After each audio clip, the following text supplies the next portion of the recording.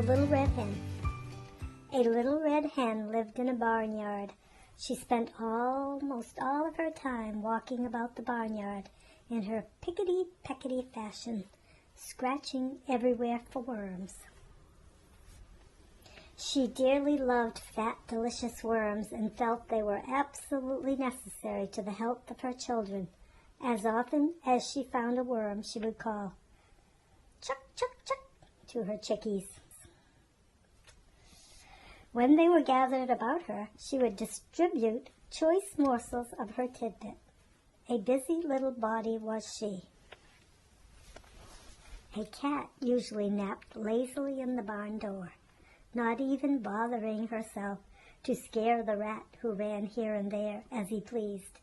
And as for the pig who lived in the sty, he did not care what happened, so long as he could eat and grow fat.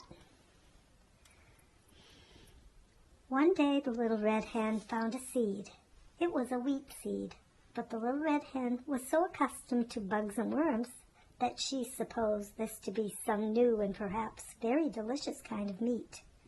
She bit it gently and found that it resembled a worm in no way whatsoever as to taste, although because it was long and slender, a little red hen might easily be fooled by its appearance.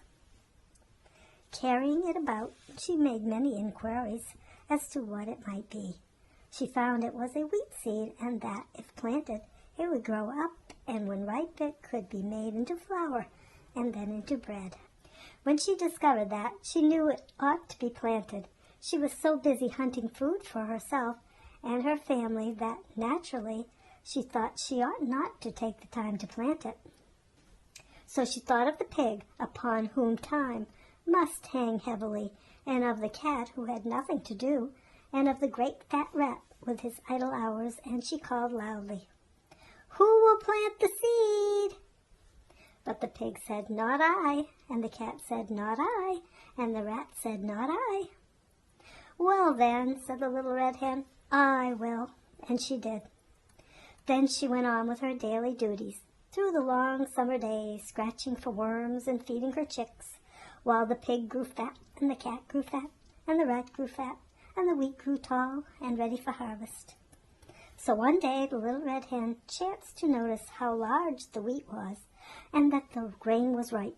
So she ran about calling briskly, "Who will cut the wheat?"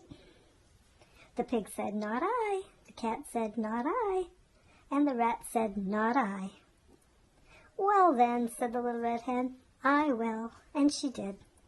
She got the sickle from among the farmer's tools in the barn and proceeded to cut off all the big plant of wheat. On the ground lay the nicely cut wheat, ready to be gathered and threshed, but the newest and yellowest and downiest of Mrs. Hen's chicks set up a peep-peep-peeping in their most vigorous fashion, proclaiming to the world at large, but most particularly to their mother, that she was neglecting them. Poor little red hen, she felt quite bewildered and hardly knew where to turn. Her attention was solely divided between her duty to her children and her duty to the wheat, for which she felt responsible. So again, in her very hopeful tone, she called out, "Who will thresh the wheat?"